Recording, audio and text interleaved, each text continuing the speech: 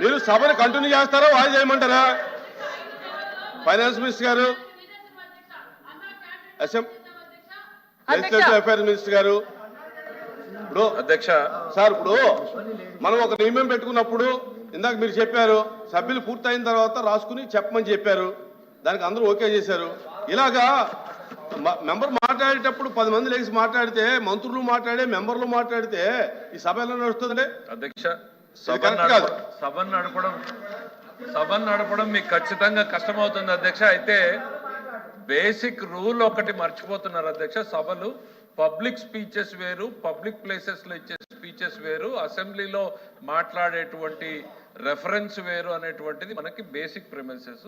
సభ్యురాలు మాట్లాడుతూ చాలా డిరగేటరీ కామెంట్స్ చేసినప్పుడు సహజంగా ప్రభుత్వంలో అసలు మోసం మోసం మోసం అనేటువంటి పదాలు మాట్లాడినప్పుడు సభ్యులు ఏమన్నారంటే మోసానికి పేటెంట్ వైఎస్ఆర్సీపీ అనేటువంటిది ఆవిడ మాట్లాడారు. సో ఇవి ఎక్కడికి పోతాయి అధ్యక్ష? ప్రొవొకేషన్ ఎట్నుంచి వచ్చింది అనే దాన్ని బట్టి ఇవన్నీ ఉంటాయి. మాట్లాడేటువంటి సభ్యులు కొంచెం హుందాగా భాషను ఉపయోగించారు.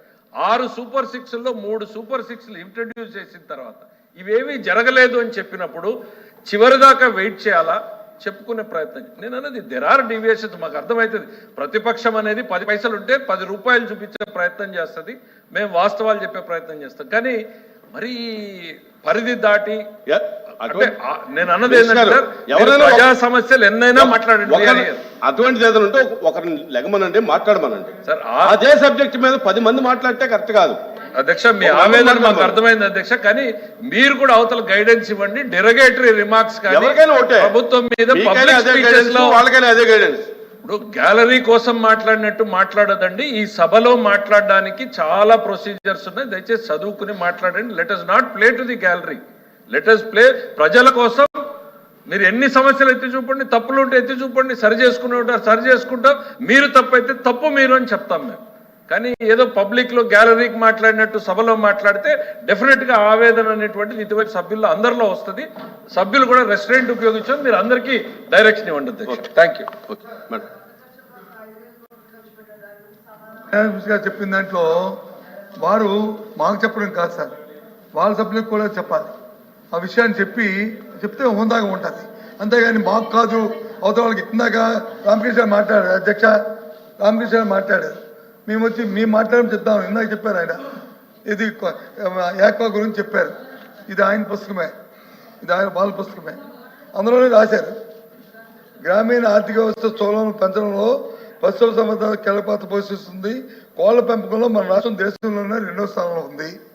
మన రాష్ట్రం గుడ్ల ఉత్పత్తిలో 1వ స్థానంలో ఉంది. మాంసం ఉత్పత్తిలో 4వ స్థానంలో ఉంది. మరియు పాల ఉత్పత్తిలో 5వ స్థానంలో ఉందని. కాబట్టి ఈ 4 నెలలు ఇవన్నీ వచ్చాయి అధ్యక్ష. 5 సంవత్సరాల పరిపాలన వచ్చాయి కదా అధ్యక్ష. ఈ బుక్ లో రాసింది చెప్పండి అధ్యక్ష. చాలా సంవత్సరాలు కాదు సార్, ఎల్ఓపి గారు మొదలైన దగ్గర నుంచి సార్ చాలా సంతోషం అధ్యక్ష. ఎల్ఓపి గారు పుస్తకాన్ని అంత సీరియస్ గా చదివినందుకు ఫస్ట్ అయితే వారికి ధన్యవాదాలు చెప్తున్నా అధ్యక్ష. మొదటిసారి పుస్తకం కాకపోతే లెగసీ అనేటువంటిది 2014-19లో నుంచి ఆ సెక్టర్స్ లో అదే విధంగా వస్తుంది. ఆక్వా రంగం మీద మీరు వచ్చిన తర్వాత సార్, ఆక్వా రంగం మీద మీరు వచ్చిన తర్వాత ఒక్క నిమిషం సార్, వస్తాను సార్ మీరు ఎత్తిన అంశం. ఆక్వా రంగం మీద మీరు వచ్చి విద్యుత్ భారం వేసి ఆక్వా రంగాన్ని చంపేయాలని చూసినటువంటి ప్రభుత్వం మీది అనేటువంటిది ఈ సందర్భంగా గుర్తు చేసుకోండి. మీరు నేను అన్నది అది దట్ రెఫర్స్. మీరు చెప్పేది ఏంటంటే 4 నెలల్లో వచ్చింది అనేది కాదు. 2014-19లో వేసినటువంటి పునాదులతో ఈ రాష్ట్రంలో ఆక్వా రంగం దేశంలోనే ఫస్ట్ పొజిషన్ పోయింది. అది కంటిన్యూ అవుతుంది మీ ప్రయోజనం వల్ల కాదు. ఇవాళ పామాయిల్ రంగం భారతదేశంలోనే నంబర్ 1 ఉంది. కానీ మీ వలన కాదు, మీరు ₹1 సబ్సిడీ కూడా ఇవాళ కేంద్ర ప్రభుత్వం ఇచ్చినటువంటి సబ్సిడీల్ని కూడా డైవర్ట్ చేశారు. కానీ ప్రజలు ఇవాళ ఆ పామాయిల్ వేయడం వలన నంబర్ 1 ఉంది. సో ఏది ప్రభుత్వ విధానాల వల్ల ముందుకు వచ్చింది, ఏది ప్రజల వల్ల వచ్చింది అనేటువంటిది డిఫరెన్స్ మనం చూడాలి. డెఫినెట్ గా మీరు చేసింది ఏవైనా ఉంటే మీరు చేశారు అనేటువంటిది నేను రిప్లైలో చెప్తా. ఇదిగో ఈ రంగంలో మీరు బాగా చేశారు, you should have continued this, we will continue. మాకు లోకేష్ బాబు గారు ఇదే చెప్తారు. ఎందుకు చాలా ప్రోగ్రామ్స్ మా సభ్యుల నుంచి ఆవేదన వచ్చినప్పుడు ఇది వాళ్ళు పెట్టారు తీసేయాలి అని అంటే మా దాంట్లో ఒకే డిబేట్ జరుగుతుంది. వాళ్ళు చేసిన దాంట్లో మంచి ఉందా లేదా మనం వెరిఫై చేద్దాం. మంచి ఉంటే లెటర్స్ కంటిన్యూ, ఇంప్రూవ్ చేయగలిగితే ఇంకా ఇంప్రూవ్ చేద్దాం తప్ప బ్లైండ్ గా రివర్సల్ పాలసీకి వెళ్ళొద్దు అనేటువంటిది మా పార్టీలో తీసుకున్నటువంటి నిర్ణయం అధ్యక్ష.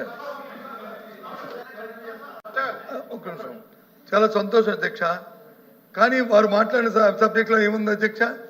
ఈ రాష్ట్రాన్ని వచ్చి సర్వనాశనం చేశారనే విషయాన్ని మరి రామకృష్ణ మాట్లాడిన మాటలు మరి దానికి ఆ వర్డ్ అప్రైడ్ అధ్యక్ష, అది అప్రైడ్ వర్డ్, అది అప్రైడ్ చెప్పండి అధ్యక్ష. రాష్ట్రాన్ని సర్వనాశనం చేసింది చంద్రబాబు నాయుడు ఏంలో చేశారు, అప్పుడులే అబద్ధాలు చెప్పారు, అబద్ధాలు చెప్పి ఇవాళ అధికారంలోకి వచ్చారు, అధికారంలోకి వచ్చి అబద్ధాలు నెరవేర్చడానికి కావాల్సిన బడ్జెట్ లో ప్రాబ్లం చేయలేదని చెప్పి మా మెంబర్ అడుగుతున్నారు. అది తప్పు అధ్యక్ష. మీరు ఇచ్చిన వాగ్దానం నెరవేర్చిన బాధ్యత ఉంది కదా, దానికి కావాల్సిన అలిగేషన్స్ ఏవి, వాటి ఎలా చేస్తారు, ఎప్పుడు చేస్తారు, ఏ రోజు చేస్తారని మా మెంబర్ అడుగుతారు. అది తప్పు అంటారు కదా అధ్యక్ష. దానికి సహిస్తారు కదా మీరు, అది చెప్పండి అధ్యక్ష. అది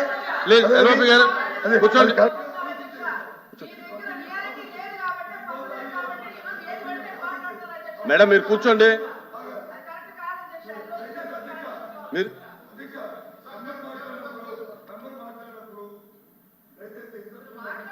లేదు అది తెస్తండి, మాకు అభ్యర్థులే.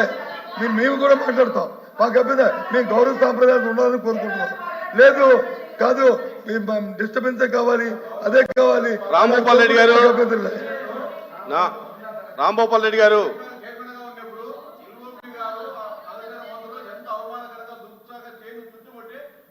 దాడి చేసిన సంఘటన మీరు కూర్చోండి. మీరు ఇలా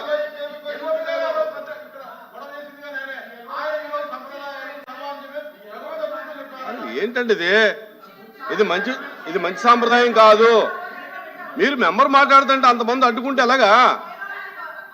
అది మంచిది కాదు.